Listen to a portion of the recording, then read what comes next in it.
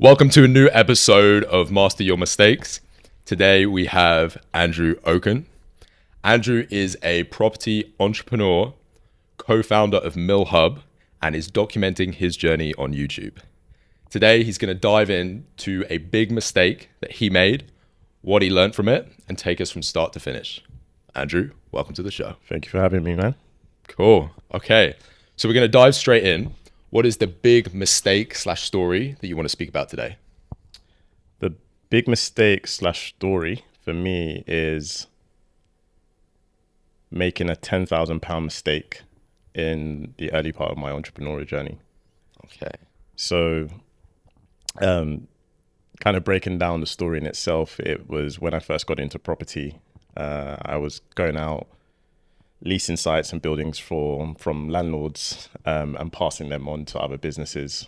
But I started to do this for myself because I thought I can actually acquire this. Let's actually do this my own way. And I successfully done that because that part of the role that part of the job or task I knew what to do. But when it came to going out and doing that myself, acquiring it was one thing, but you realize that you got so eager to just get it over the line. And it's that first one, it's your baby, you're thinking, you don't really know what to do. I'm trying to figure out every step of the way. And the critical point for me was after we had acquired the site, there was a lot of issues with the building that we had acquired. So there was compliance things that weren't in place, the structural issues in the property, the responsibilities that we took on as a managing agent was just something you wouldn't do as a standard. But because we knew no better, we realized later on that this is a huge mistake. So we had to actually exit out of the deal. Interesting. And I dubbed that as almost like my mentorship course or, my introduction to entrepreneurship. Cheaper than an MBA. Yeah, cheaper than an MBA. But there was a lot of lessons from that because that almost set the tone of how we approached every deal going on from there. But that first one was just such a huge mistake, but it's a biggest lesson. Gotcha. And to confirm, when you're saying we, who is we in this? So when I say we, I've also got my co-founder, Ross, who's my childhood friend. So grew up together and we started this business together. So when I say we, it was us two. Nice. So your childhood friends, at what point did you think you wanted to move from just being friends to being business partners? That's a good question. So when we were about, I'd say 20, 21, we were in network marketing together. So, selling like wellness products, etc. And he had his team, I had my team, but we're like different functions and departments. But we used to share ideas and tactics and stuff like that with ourselves. But I liked his mindset. He liked mine. We kind of like similar things. So like coming to places even like this, the reason I know this building and this company is because of him. He's quite curious. He likes going into places that look good. I like going to places that look good. I like dressing well. He liked dressing well. So in terms of just similarities and mindset wise, we were very aligned. Skill set wise, when you're really young, you don't really care about that. You just care about, I just want to partner with someone that thinks like me, is very ambitious, is a go-getter. And those were some of the traits that he had. And I had those traits as well. And I just thought like, this makes sense. So it just naturally happened. Quick question there. You said particularly early on, you're not thinking about skills necessarily when you're partnering with someone. Yeah. Do you think that still applies now or not so much? I think it definitely applies now.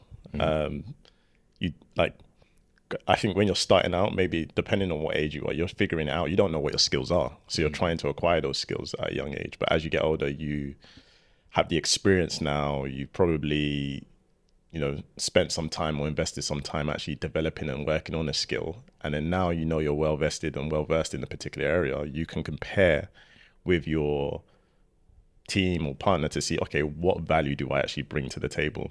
Is it sales? Is it marketing? Is it that I'm really organized and I can help out with operations, or am I more of a strategic long-term thinker, or am I someone that's maybe short-term and very much into the detail? There's going to be various things that come out, but you're not going to know immediately. So I think it's more action in the beginning when you're first starting out is what should drive you. And then the skills will come after. Mm-hmm.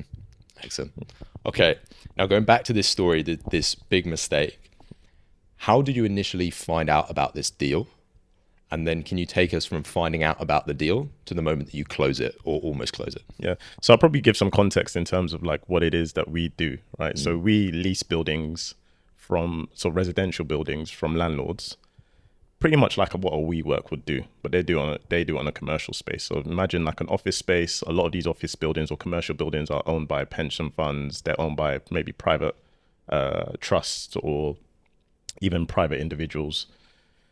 And you'll get companies like WeWork that will go out and lease those buildings from them, and they'll pay the landlord or the site owner a rent for a period of time. And then they repurpose the building to do whatever it is that their service is. So whether that's renting out office spaces or hotels, etc., that's literally the model. We do that on the residential side. So we go to landlords, private landlords. They normally have shared accommodation already, and we'll lease those buildings from them. And once we've leased it from them, we'll repurpose it. So either repurposing it as a co-living, which is shared living, or co-working space where they can also work in the spaces that they're living in. And this is primarily working professionals that will live there. So we'll pay the guaranteed rent to that landlord, and then obviously we'll rent out the rooms. Well, it's not obvious, but we'll rent out the rooms to the professionals so they can stay in there for a period of time. Gotcha. So that's our model.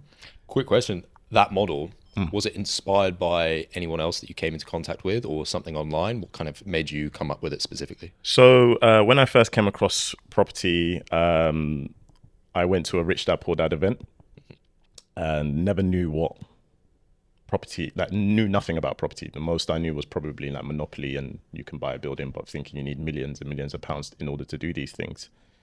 So I loved the book Rich Dad Poor Dad because it first opened my eyes to like a rich and a poor mindset, and not in a more like pretentious way that many people might think it is, but more in terms of like how you see the world and how you do how you do things on a day to day, and even also how you plan your life. So Robert Kiyosaki was one of like the early inspirations for me in my journey in business, and my friend saw at the time, which sounds funny to say because it sounds ancient, that he saw an ad in the newspaper and told me about a seminar that was happening. He's like, do you want to go? And I was like, well, it's Rich Dad Poor Dad. Robert Kiyosaki is going to probably be there. So an opportunity to maybe get a picture with him. So let me go. Went to the event, found out that he wasn't actually there. It was just part of his model. He probably had a training business around introducing people to property. But it was a free seminar. And they just gave me all the knowledge about all the basics that you need to know about property, and my mind was blown. So from that moment there, I knew I wanted to get into property. But at the end of that seminar, what usually happens at some of these events is there's a big sale that happens. So the upsell is, pay £4,000 or £5,000 to get into a course. I was probably like 21, 22 at the time.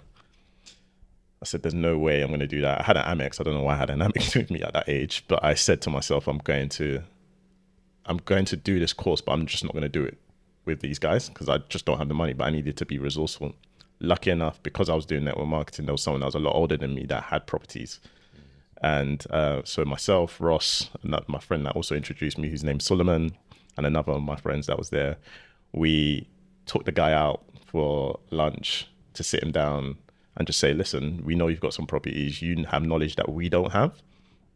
Can you just lay out the game for us? I just want to understand what this is. And he was like, no one's ever approached me about this, but he was flattered. And we said, just teach us, we'll pay you. We're happy to pay you. But we just didn't want to pay the like 5-10 grand that were being quoted by the Rich Dad seminar. And he was honored by that. He was like, you know what, I'm willing to take a chance on doing this because the benefit for me is that I could probably build a business out of this. And for you guys, if you just give me a testimonial whenever I have new students that come around, then yeah, this could be a win-win for both of us. And I was like, yeah, this makes perfect sense. So we spent like a couple of days with him. His name was Kamal. Well, say his name is Kamal rather than was Kamal. And he just laid out all the strategies that were out there. So the different types of strategies you can get in properties, things like buy to let. You can get HMOs, which is like houses of multiple occupancy, so shared accommodation, flips, so buying a house, doing it up, and then selling it on for a higher value. Just all the strategies are there. And Rent2Rent, which is the current strategy that we do today, was one of the strategies he mentioned, but he didn't really go into too much detail about. But he told us about everything else. So I had like a starting point, and then I came across the Rent2Rent strategy, and I just thought to myself, do I really want to deal with tenants? Because the way I was taught about property is like tenants are a nuisance. Mm-hmm. You don't really want to deal with them. Give it to the managing agent or the letting agent, and they'll deal with them. You don't want to get involved in that. You just want to buy the properties, do them up, rent them out, and never hear from those tenants unless there's something major. So the relationship for me was very negative. Like the landlord-tenant relationship seemed like, it didn't seem like a typical business model where there's a business owner and there's a customer. Mm. But that's what it is, right? The landlord is a business owner and the tenant is a customer. So I started to have a switch in mindset from it. And then when I came across the collective, which is funny enough, the building that we're in, where they used to previously own, they did the exact same strategy when they started out. They started off with Rent2Rent and then started building a portfolio of sites that they were managing, and it was profiting well. And then this caught the attention of obviously investors when they went to pitch it. Look, this is the model we're doing. We're showing it works. There's a community of people we're building. We just need to build the right type of product that can serve these type of users. But that's a business owner mindset. It's like, how can I add value to my customers' experience? And that's exactly how I saw it. I was like, now I'm very interested in this model because it's not this negative landlord-tenant relationship where they're at each other's throats all the time. It's more of a case where, like, actually, I'm trying to serve you and make your lives better. That's quite a unique take on the landlord tenant relationship in terms of business owner and customer. Yeah. I quite like it. I would imagine intuitively people hearing it, they also quite like that. Yeah. At what point did your mindset switch from thinking about it in terms of landlord tenant and more business and customer? Good question. I think if I was to give it, some thought of when it switched, it's probably when I came across the collective. Like it made me curious to understand, why did you do this strategy in the first place? But then when I saw what the long-term vision of what they were trying to do was, I was like, this can easily be replicated. It's not a thing where they're the first to do this and no one else has done it. I started doing research and looked into other countries, and there were other companies that were doing this. But at the time in the market, the property scene didn't adopt that approach. You're finding it more now. People understand that this is how you need to view businesses, especially professional. I call them like professional property business owners, as opposed to just like a landlord. They have now caught on to the idea and the concept of this is a customer, right? You need to market your property in a way, because your property is a product, right? You need to market it in a way where this person actually wants to stay there.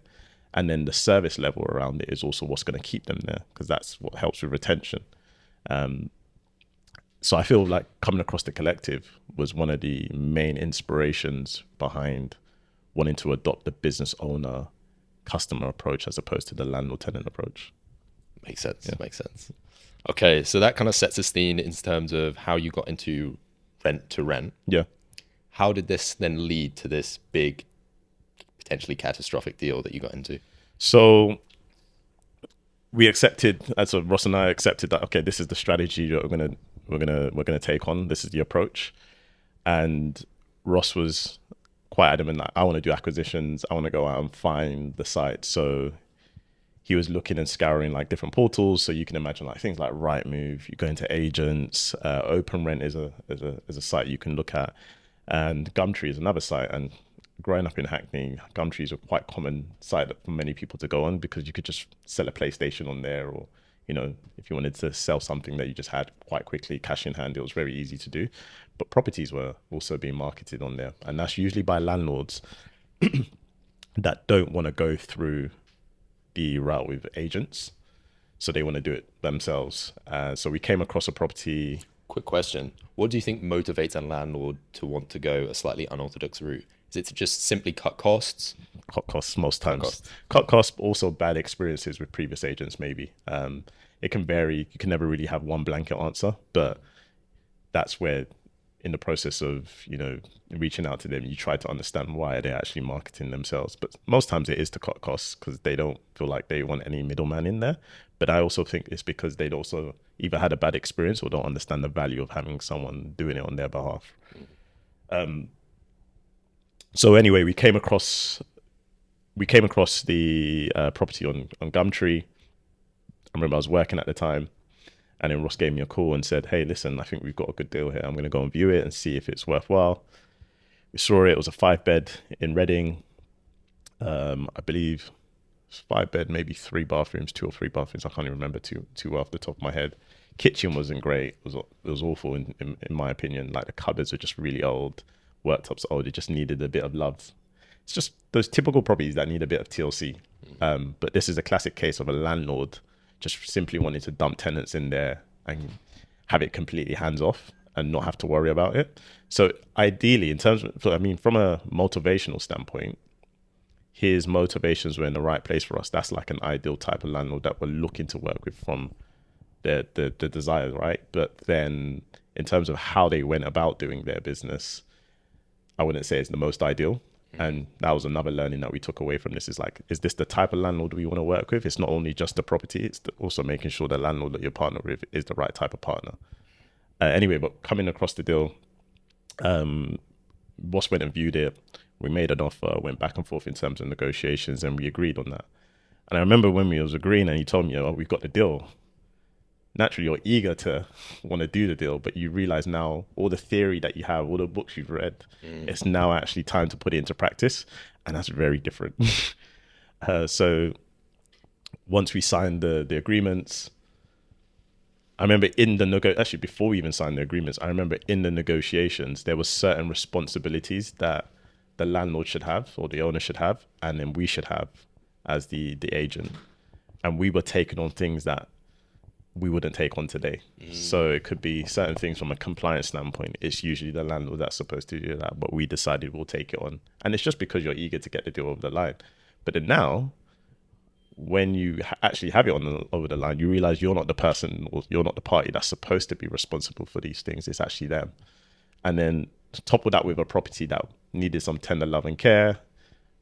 In addition to the fact that the landlord didn't really want to do much and put money into the property, we had to convince them to even just get the kitchen to a certain standard. I remember the tenants that had moved in said, just the kitchen needs some love. And I was like, yeah, we agree. Then eventually he managed to just change the cupboards, but it still needed work. Like even there's probably many things in there that I don't even know if it's even legal to say, but it's generally like the condition of that property. It wasn't the worst, but it was just something we wouldn't take on, but we took it on and we were left with this situation. And it's not, you can complain about it and sit there and think, oh man, why has this happened to us? Or you see this as the situation for what it is and you try and find the best resolution or solution to resolve it. And that's what we did. So we just accepted we need to walk away from this. Yeah, we're going to lose money, even though our forecasts will probably generate the money that we've invested into it, because when we first started, we had to get it up to a certain standard to make it marketable. So that's, putting things for photography in, bedding, staging the property, doing the carpeting, painting. So all the soft furnishing, all the light refurbishments that we needed to do, those costs we didn't get back. So that's where that totaled up to about almost £10,000. Oh, man. And we walked away from that deal. So we just accepted we won't do that again. And every deal we've done going forward I'll even say the next deal made us very cautious about what we took on, because you go from one end of the extreme to the other, and then you find the middle ground.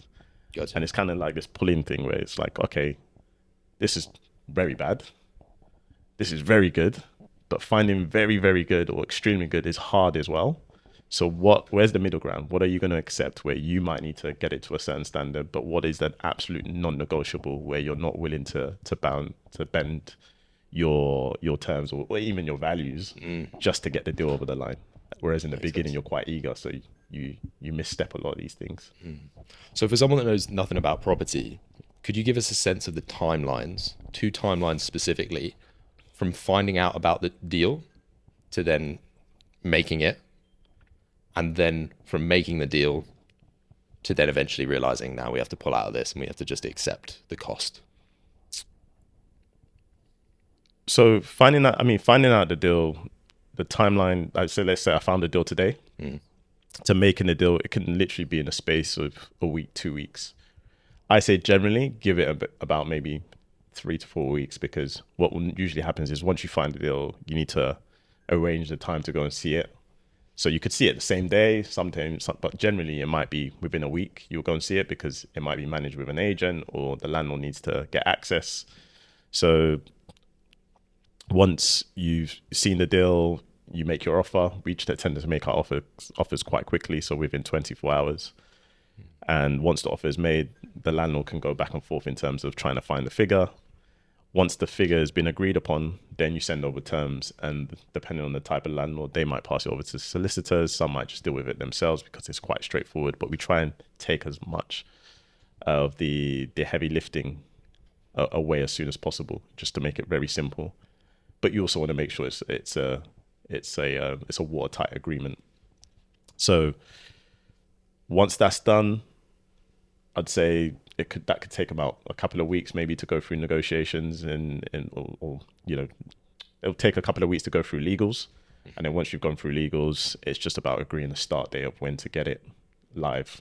So saying, okay, it will start from the first of the following month, as an example. So generally it's usually about maybe 2 or 3 weeks in a good deal, but most times you do see like 4 or 5 weeks from finding a deal to getting it over the line. Okay, so from the moment that the deal had started to the moment that you realized, no, we have to just accept our costs and pull out, how long did that take? So I'd say usually within the first 3 to 6 months, you should know. Again, depending on the industry, some industries will be like, you made your money back within the first year that you've invested. That's a great deal. And yeah, it is in general.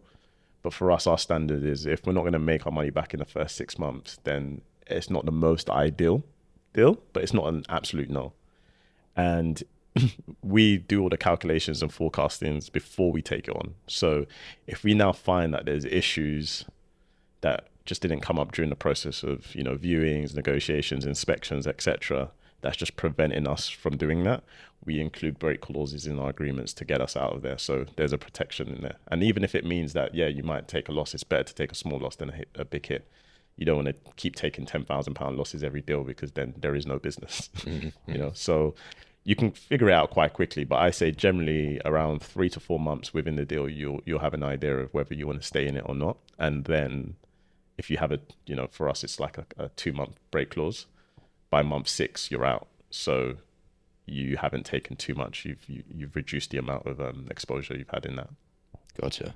And now thinking about your own personal property negotiation skills in this area, rent to rent, if you could score yourself out of 10 for that first deal versus where you were at by the second deal, what score would you give yourself and why?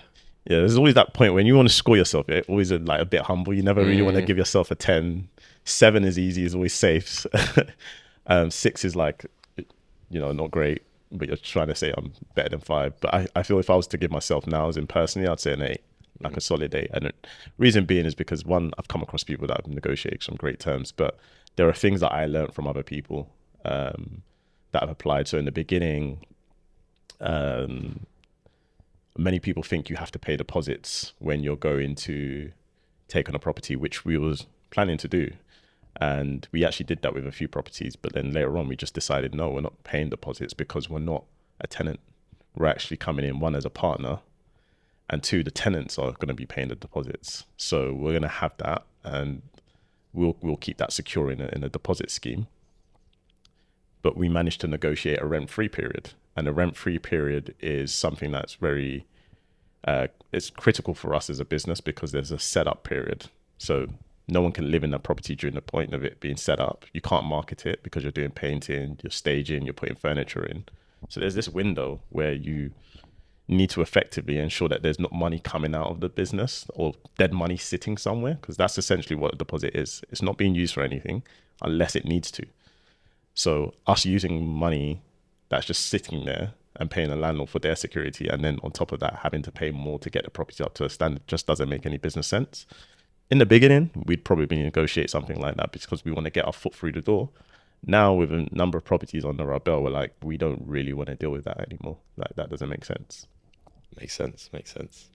And thinking about the landlords that you've dealt with as your customer, Yep. what has been some of the best positive feedback that you've received? And what's been some of the feedback that's been hardest for you to respond to? Yeah.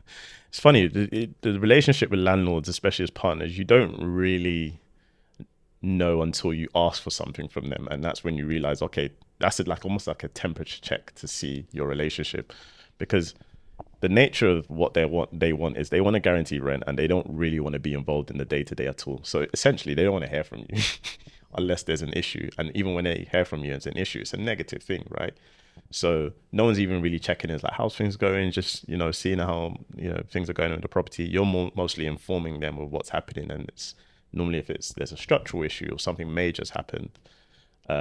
So the way we're able to check is through references.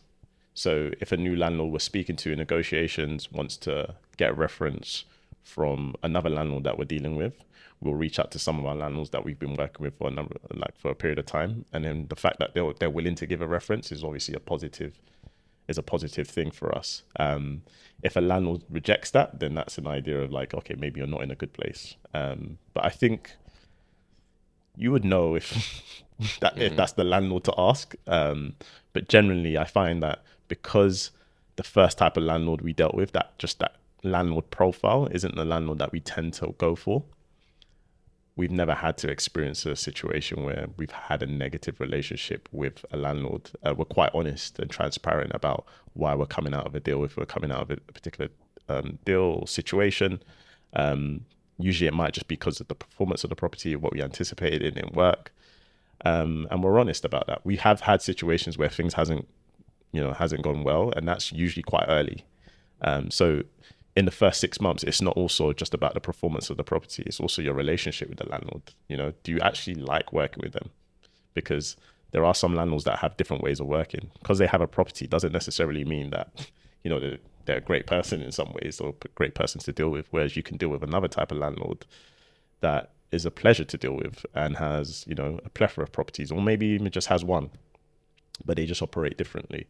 So it's very much about ensuring you find the right partner as well as the right property, rather than just, one or the other.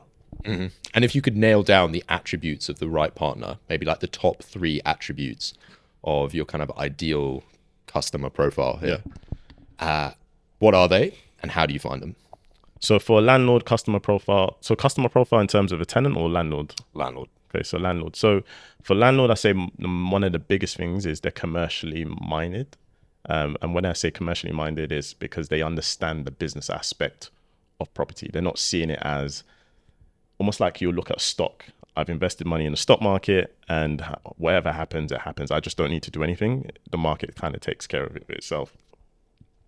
If you apply that mindset into property as a whole, that's a very bad mindset, because you're dealing with people at the end of the day, and there's people also living in your home. So having this mentality that I've invested money into this property and I don't ever want to spend any money again when there's an issue, that's very bad. So a commercially minded landlord will understand I need to keep reinvesting to make sure that it's my property is either competitive or above market, and I'm maximizing the amount of income I can make, but also maximizing the experience that's there for the particular tenant that's staying in my property.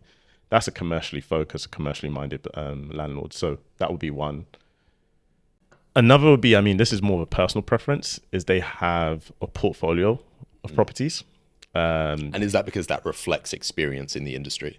Not only just reflecting experience, it's just easier to deal with, because like I said, going back to qualification, when you're dealing with landlords or you're getting a property, two boxes need to be ticked.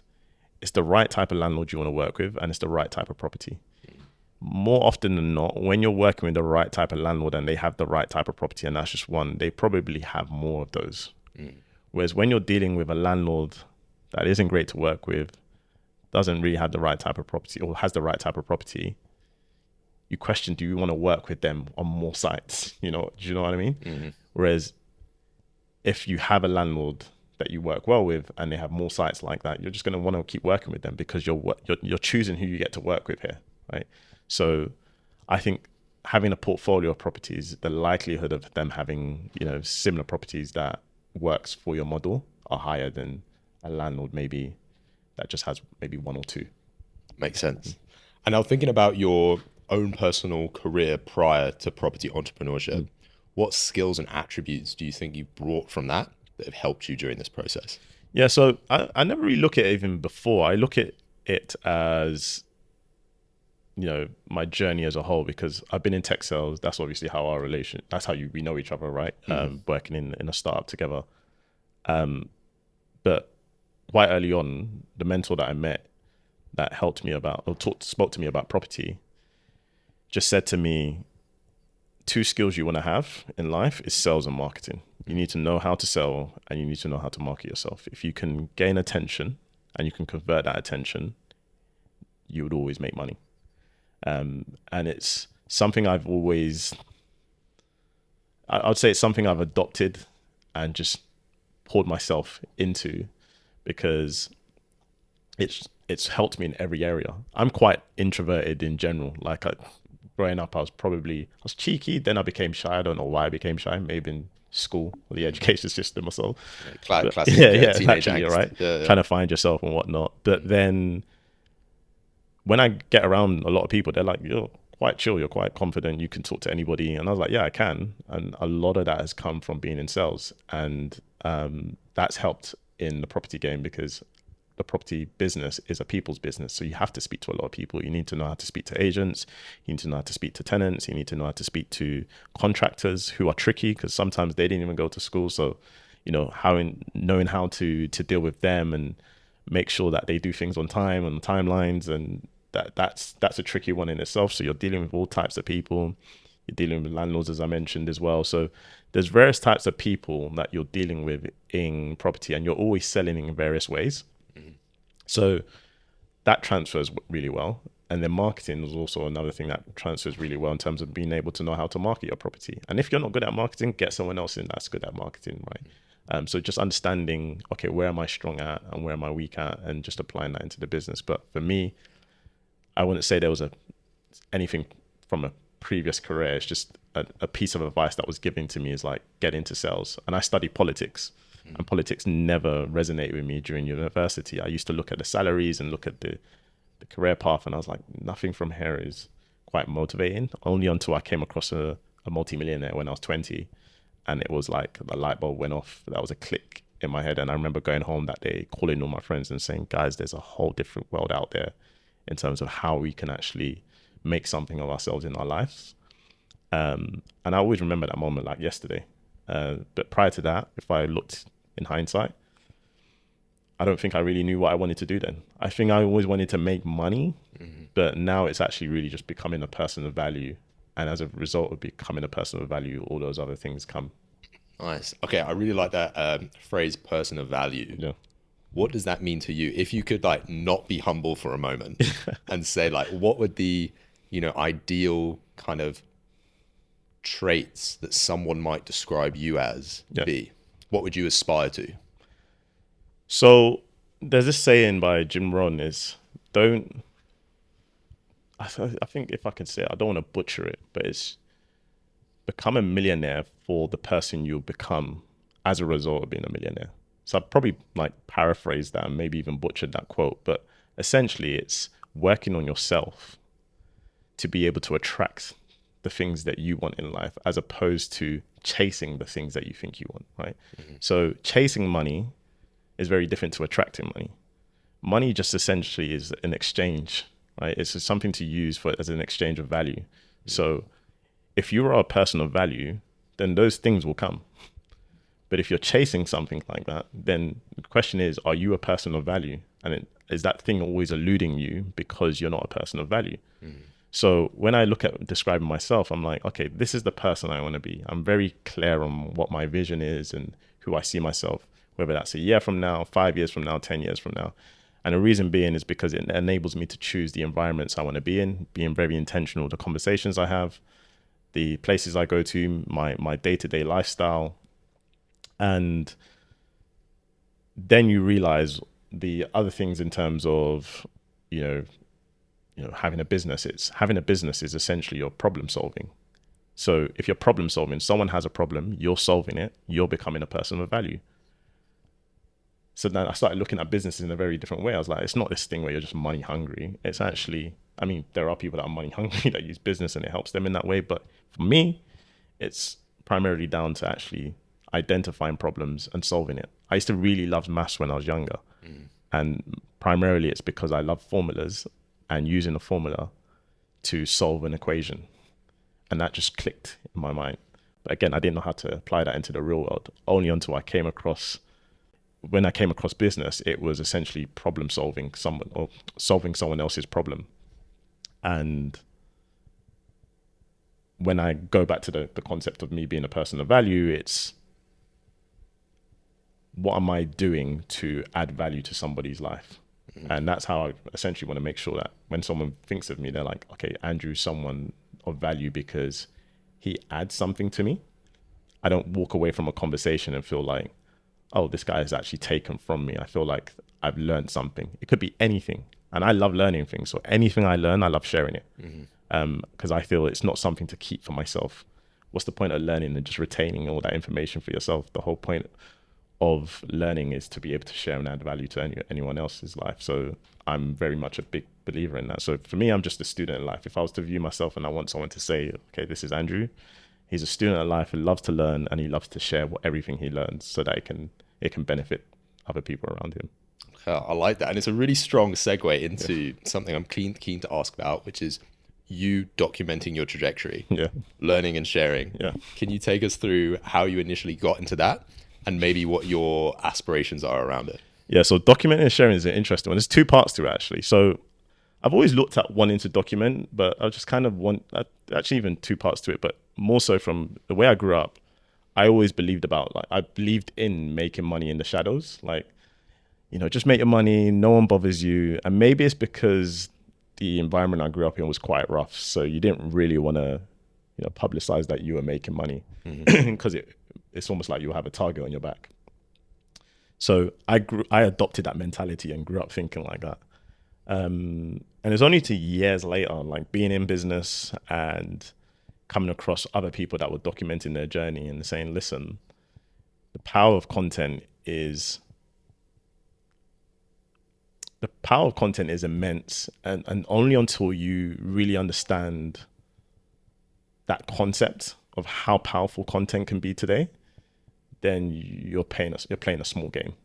And because I say I'm very ambitious, but I say I like to play a bigger game. So playing a bigger game means you've got to assess all the options, all the tools that you have available to you. And content is one of the things that we have available to us. So in terms of like documenting the journey or how that's come across how that's come about is because a friend of mine said to me, the power of content is huge, right? The way you can, the lengths and the places that content can go is beyond what you can do with your physical self. And what I mean by that is like we're having this conversation right now, but this is happening once. It's being documented, and we don't know how many times someone that's watching this is going to view that. They can view it at any time, at any day, in any place. And we've just had that conversation once. And at the time when they're viewing it, I could be doing something completely different. But that's a power of leverage. And when I understood leverage, and because I understood leverage from Rich Dad Poor Dad days and reading it in a book about, okay, how you use leverage in business, that just translated to content. And I was like, that makes a lot more sense. And also he was tapping into like my subconscious beliefs because he was, again, how I grew up thinking I want to make money in the shadows. But he was like, why? Are you fearful of what other people might think of you or what they might do or what they may say? And that's what it really was rooted in. And so I had to go and do a bit of like self-searching and see what exactly is it that is preventing me from doing this. And for me, a big thing that I'd say is important for me to putting out content is my dad passed when I was 5 years old. And I think growing up for myself, of growing up, one of the big things I always wanted was to ask him questions about like certain, you know, milestones in his life. So when he was like a teenager, or when he became, you know, an adult, or, you know, when he did something at the age of 21, or, you know, what did you do for your 25th birthday? These are questions I was never able to ask. And for me, documenting is actually a way of almost like having a journal. So my kids, you know, when I have kids, or even my nephew or my nieces, they can actually just go online and say, oh, like I can go into this point in time of my uncle or my family member's journey and see exactly what they did. Whereas I never had that, right? So I've grown up always wanting these questions answered, but not being able to get them answered. For me, it's now looking at it as like, actually, I want these questions.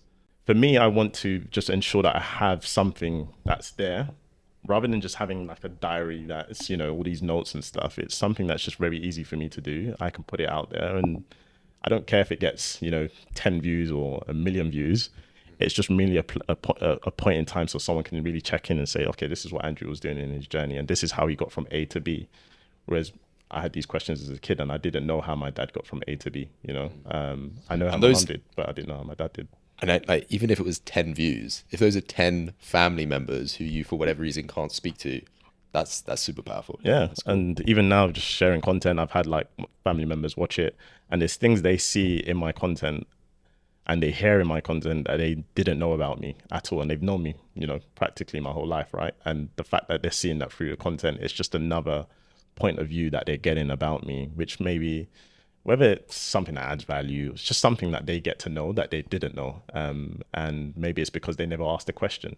You know, one of the questions that not to kind of veer off track, but one of the questions that I didn't get asked when I was growing up, even till probably this day, no one in my family asked me, how do you feel about your dad dying?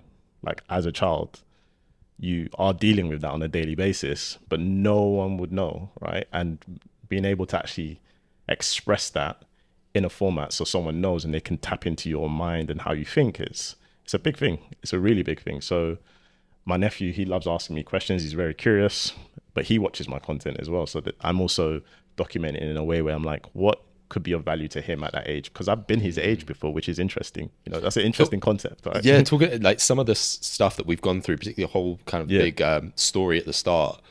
If you could distill that lesson into something for your nephew, what would that be? Just don't be afraid to try. It sounds generic, but generally just don't be afraid to try things. And actually, even taking it back, you've never been this age before. That's the one thing I've always said. You've never been this age before. So just try things. Because I remember this silly moment. I was turning 23 and I was like, I'm so old. Like depressed, thinking, man, I've not done all the things I wanted to do in my life. And I look back now and I'm like, 23, you're so young.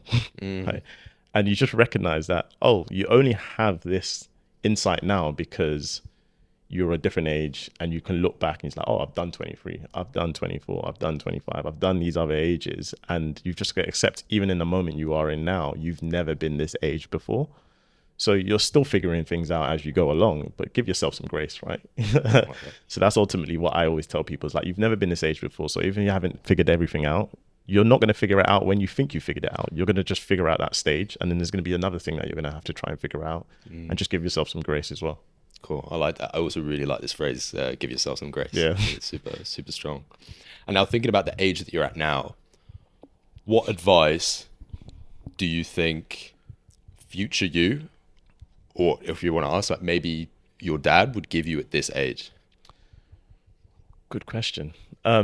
There's one thing my mom always told me. My dad was like, and this is part of why I went to university, is because his wish was he wanted all his kids to be educated. So a part of me assumes that if he were alive, he probably would want me to get educated. But I think that we would have had, I'd like to think anyway, we would have been able to have a conversation where I was telling him, you know, there's a different path, there's other things I can try. But being the fact that he's Nigerian and the Nigerian culture, they really want you to be educated, I don't know how that conversation would have went down. But I learned a lot about my dad through my sister's story. So, because I never met him, but my sisters were very close with him. So a lot of the things I know, I kind of assume, I kind of take that information and assume, okay, this is what his response would be. But advice, I think, I'd like to think his advice is probably similar to mine, you know. The thing I struggled with is like, I didn't have like a father figure that I could just go to and ask these questions as a man growing up, right? I was a young boy growing up. I would have loved to just understood his mindset about, okay, what are some of the things that you were struggling with as a boy and struggling with as growing into a man. So you might go back to giving yourself grace, but the way my sisters speak about my dad, we're quite apparently very similar in terms of how we deal with things, our mannerisms. Apparently I look a lot like him as well. So What would be some of those things in the way that you approach problems or deal with things or even mannerisms? I think for me, it's not making a problem personal. So no matter the situation, it's just zooming out for a moment and actually looking at the problem objectively. I think the moment you're able to detach yourself from a lot of things, especially when you feel like you feel offended by someone or, you know, or something, or feel like there's a personal attack or just something that you're doing wrong, just, you know, dissociate yourself from it and look at it for what it is. It will help you to see it. I think it will just help you to assess the situation better. Many times I think as humans, the beauty of us being humans is we're very much into our emotions. But while that can be a superpower, it can also be a weakness. So it's being able to just detach your emotions from situations and be able to look at it objectively and then apply the emotional nuance and intelligence where you need to. I like that. Could you expand on that emotions as a superpower as well? That's quite maybe a unconventional take. Emotions are a superpower because even in the age of like things like AI, right? That when you're looking at the way AI is developed, it's, for me, my theory is it's to mirror the human mind, right? And almost surpass the things that a human can do. But the model and the framework it's built on is on humans. Same with computers, the exact same way. But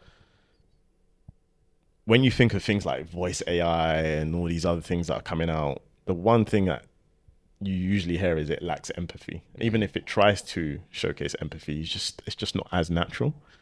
And I think emotions are a thing that can be pulled out from things like stories, as an example, right? Even history, whether you think of like religion, faith, you think of like, you know, the greatest films out there, greatest books, greatest businesses, there's usually a story behind it. And that stories are able to evoke emotion. And that's why people do what they do. Whether it's a good or bad thing, a story helps to evoke emotion. And I think that's a very unique thing, because emotion does drive us to do a lot of things. And if you're not emotionally aware, then you're kind of just operating. The emotion's still working, you're just operating, but you need to be very emotionally aware of what's actually happening so you're not driven by your emotions, right? Like you can use it, because I think it plays a factor, but you just don't want to be... I feel you need to master your emotions, not let your emotions be the master of you. Cool. I like that. And now, to wrap things up, what is a favorite quotation you have right now and why? Who, not how. Okay. What does who, not how mean? So Who Not How comes from a book that I've read by Dan Sullivan. It's finding the who to do things rather than, you know, figuring out the how.